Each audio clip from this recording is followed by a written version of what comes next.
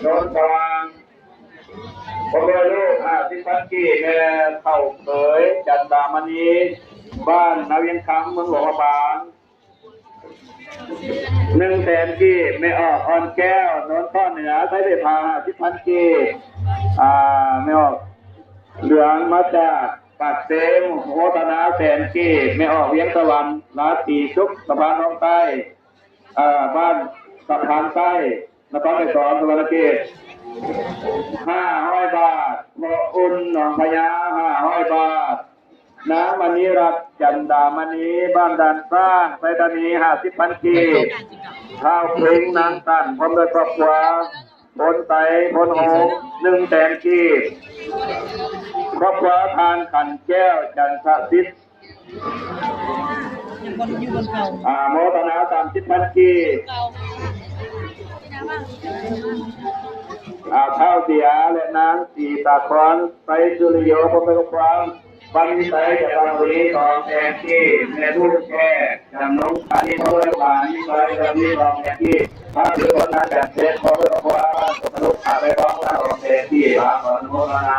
ทางกระชาไปเอาไปได้รู้ไปได้นอกใจเมื่อไหร่พระราชเจ้าเดี๋ยวคนจะโยมเป็นโมกันนะว่าทุกข์ใจของเป็นโมทานเที่ยวของทานที่ที่จะรู้จะรู้เลิกสุขสมุนปีหน้าก็มามีสุขภาพแข็งแรงก็มาได้วันละมันเช้ายาวกลับบ้านกลับเมืองไปความตลอดปลอดภัยมีความสุขความเจริญอายุมันวันยืนอายุวันโลทุกขังพลังมันยืนพอเอาต่อไปจะได้มอบเวทีให้อาจารย์อธิบาย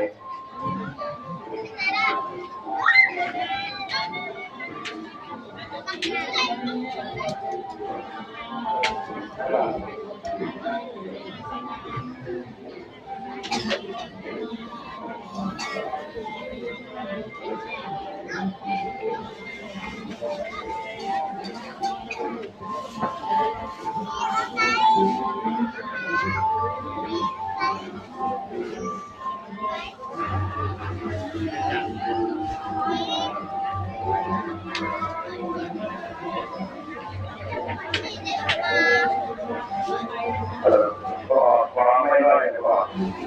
ไม่ได้มีคนพูดอาจารย์ยุทธาก็ยืนยันก็ออกมาเชื่อ